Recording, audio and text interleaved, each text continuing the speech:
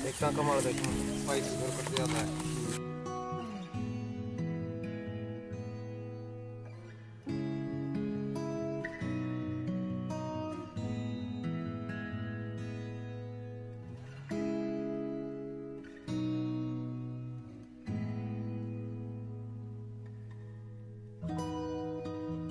Hello दोस्तों, नमस्कार, आदाब।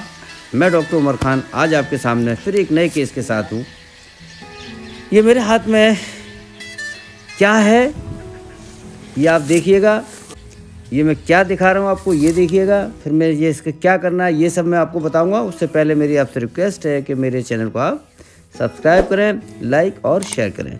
ये मेरे हाथ में था ब्लड कलेक्टिंग बैग। इसके अंदर ब्लड है और इसको हम IV सेट इसके अंदर लगा रहे हैं और ये इस तरीके से हम लगा देंगे और ये हम करने जा रहे हैं ब्लड ट्रांसफ्यूजन, रक्त आदान। पशुओं में रक्त आदान कैसे किया जाए और इसके क्या एडवांटेज हैं, इसको कहाँ कहाँ करना चाहिए और करने के बाद क्या सावधानियाँ रखनी हैं, करने से पहले क्या करना है, ये सारी चीज़ें, ब्लड को कहाँ से कलेक्ट करना है, ये सब चीज़ें इसमें बताना पॉसिबल नहीं है। लेकिन मैं ये आपको बताना चाह रहा हूँ कि ये जो पद्धति है, ये जो टेक्निक है, ये जो ब्लड ट्रांसफ्यूजन है, ये भी बेहद कामयाब तरीका है पशुओं की जान को बचाने का। इसमें पूरी डिटेलिंग, कैसे ब्लड ट्रांसफ्यूजन को हम कलेक्ट करते हैं, ब्लड को कैसे हम कलेक्ट करते हैं, कौन से पशु से कलेक्ट करेंगे, कलेक्ट करने के लिए हमें कौन सा एंटी कोगुलेंट जिससे थक्का ना जमे वो कौन सी एंटी कोगुलेंट डालेंगे, ये सारा लंबा प्रोसीजर है। लेकिन मैं बहुत सारे पशुओं की मौत को होते हुए देखता हूँ। सिर्फ और सिर्फ उनकी मौत का कारण होता है ब्लड लॉस। ये देखिए स्पीड है, जिस स्पीड से, जिस गति से हमें ब्लड पशुओं में चढ़ाते हैं, थोड़ा सा उससे ज़्यादा गति रखते हैं जैसे ह्यूमन में रखते हैं। ये देखिए ड्रॉप में ही देंगे आप, पहले ड्रॉप में ही देते चले जाएंगे और इससे ज़्यादा गति कभी भी नहीं रखनी चाहिए। इससे ज़्यादा गति रखी जाएगी तो एनिमल्स कोलैप्स हो सकता है। तो एनिमल्स में जो बीमारी है ब्लड लॉस की वो सबसे ज़्यादा है।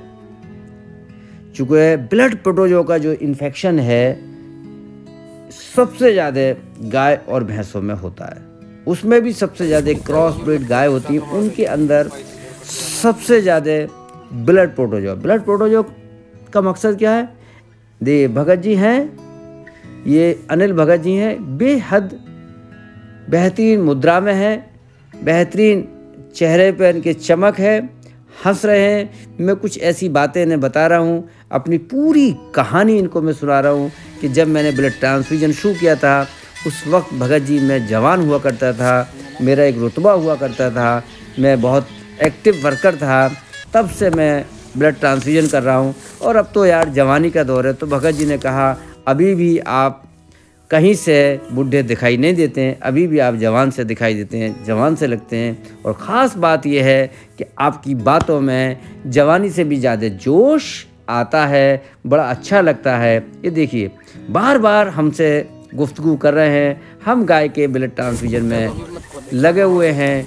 इनकी मैडम ने भी बहुत ही बेहतरीन खाना बना के हमारी पूरी टीम को खिलाया है। ये बार बार हम लोग से हाथ को बदलवा रहे हैं, इसलिए चूँकि काफ़ी देर लगेगी इसको। ये वैसी बोतल नहीं है, डेक्सट्रोज RL नहीं है जिसको हम बहुत तेज़ी से चढ़ा सकते हैं। इसको हमें पूरी ड्रॉप देना है। बार बार हम चेक करते हैं, चारों तरफ घूम के देखते हैं गाय की तरफ, कि कहीं ऐसा तो नहीं है, कहीं सीवरिंग है, कहीं ऐसा तो नहीं है कि कहीं ये काँप रही है, कहीं ये अनईजी महसूस कर रही है, लेकिन ये शांत खड़ी हुई है, उन्हीं पैरों पर खड़ी है। इस बात की निशानी है कि ये ब्लड इसकी को जो ट्रांसफ्यूजन किया जा रहा है, ये कहीं इसको गड़बड़ बेचैनी पैदा नहीं करा रहा है। ये देखिए भगत जी फिर हंसने लगे हैं। एक से एक चीज़ें मैं लेके आता हूँ, तो मैंने इनसे डिस्कस, ये देखिए क्या क्या मुद्रा है इनकी, क्या बेहतरीन है। हाँ देखिए, बिल्कुल खुश हो गए ये।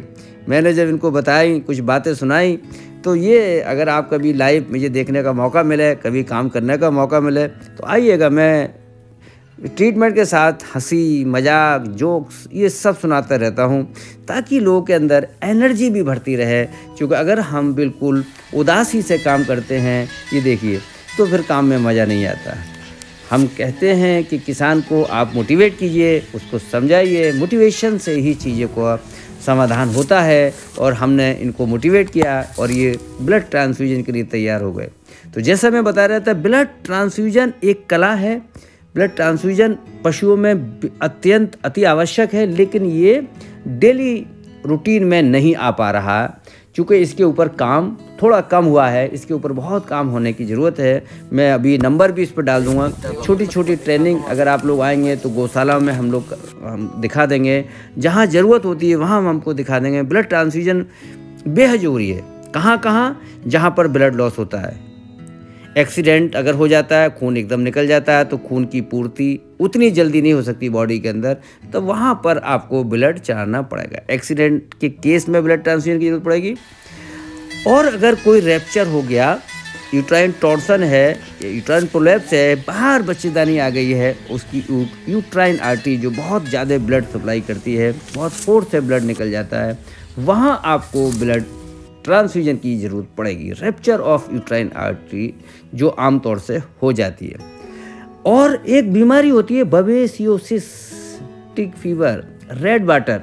उस बवेसियो में क्या होता है? बवेसिया में ये होता है कि आरबीसी के अंदर बवेसिया घुस जाता है, और आरबीसी के अंदर जो हीमोग्लोबिन रहता है, वो जब उसके आरबीसी के अंदर घुस जाता है, आरबीसी का घर टूट जाता है, तो आरबीसी के अंदर से हीमोग्लोबिन निकल के बाहर आ जाता है और वो पेशाब में आ जाता है। जब हीमोग्लोबिन पेशाब में आ जाता है तो उस धीरे धीरे निकल जाता है, किडनी से फिल्टर हो जाता है। वहाँ पर ब्लड ट्रांसफ्यूजन की ज़रूरत पड़ती है।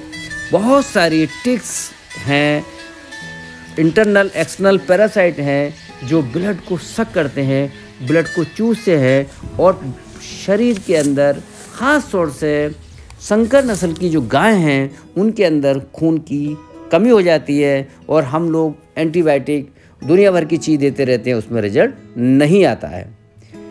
तो ब्लड ट्रांसफ्यूजन के लिए जो भी लोग चाहते हैं ब्लड ट्रांसफ्यूजन को सीखना करना, वो अपने ये नंबर मैं दे रहा हूँ, उस पर आप ऑनलाइन ट्रेनिंग ले सकते हैं। ब्लड ट्रांसफ्यूजन का 3 या 4 लेक्चर में ब्लड ट्रांसफ्यूजन पूरा ख़त्म हो जाएगा।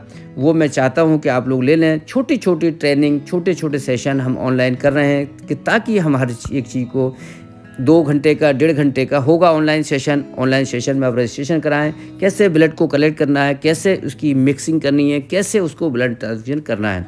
मैं चाहता हूं कि मेरे जो एक्सपीरियंस हैं वो पशु मालिक को पता हो कि ब्लड चढ़ा के भी गायों को बचाया जा सकता है। एक दिन वो आया कि पशु मालिक खुद कहे कि इसका ब्लड ट्रांसफ्यूजन कीजिए, इसमें खून की कमी है। हमारा उद्देश्य है कि किसी भी हालत में, किसी भी कंडीशन में, किसी भी गाय की, किसी भी पशु की मौत इसलिए ना हो जाए कि उसमें ब्लड चढ़ा के बचाया जा सकता है। तो ब्लड चढ़ाने के जितने भी तरीके हैं वो सब मैं आपको ऑनलाइन क्लास, मैं नहीं कहता कि सारा क्लास लिया जाए, लेकिन छोटा सा क्लास आप ले लेंगे। सिर्फ ऑनलाइन ब्लड ट्रांसफ्यूजन के लिए भी आप क्लास ले सकते हैं। ऑनलाइन में हम सारी चीज़ें बता देंगे। ये पूरा ब्लड की बोतल हमने चढ़ा दी, पूरा यूनिट ब्लड चढ़ने के बाद हम इसको निकाल रहे हैं, और ये बेहतरीन रिजल्ट आता है। ये गाय खाने लगी है, चारा खाने लगी। सेकंड भाग में मैं इसकी मालिक से भी बात कराऊंगा ब्लड ट्रांसफ्यूजन कैसे कैसे किया, और मैं ये भी बताऊंगा कि ये चारा खाने लगी और ये गाय ठीक हो गई, जो 10-12 दिन से कुछ नहीं खा रही थी, और वो गाय को बिल्कुल पूरी तरीके से ठीक कर दिया गया। और ये IV सेट का ब्लड इसके अंदर आ रहा है। और हमने जो है आधी बोतल पहले लगाई थी, सिस्टम को चेक करने के लिए, और आधी बोतल ब्लड ट्रांसफ्यूजन के बाद ये हमने NS की दी है ताकि हम इसको सही तरीके से देख पाएँ, कर पाएँ। तो ये एक एक चीज़ हम आपको बताते हैं कि क्या हमें करना है, क्या नहीं करना है, और हमारा उद्देश्य साफ है, बिल्कुल क्लियर है, मोटिव है कि आपका पशु किसी भी कंडीशन में मर ना पाए। तो इसी के साथ मैं नए वीडियो के साथ फिर आगे आऊँगा ब्लड ट्रांसफ्यूजन का। जिसको समझना हो, सीखना हो, तो इस नंबर पे आप मुझसे कॉल करके ऑनलाइन रजिस्ट्रेशन करा सकते हैं। 3 दिन का सिलेबस होगा और 3 दिन में हम आपको सब बता देंगे। बहुत बहुत शुक्रिया, थैंक यू, धन्यवाद।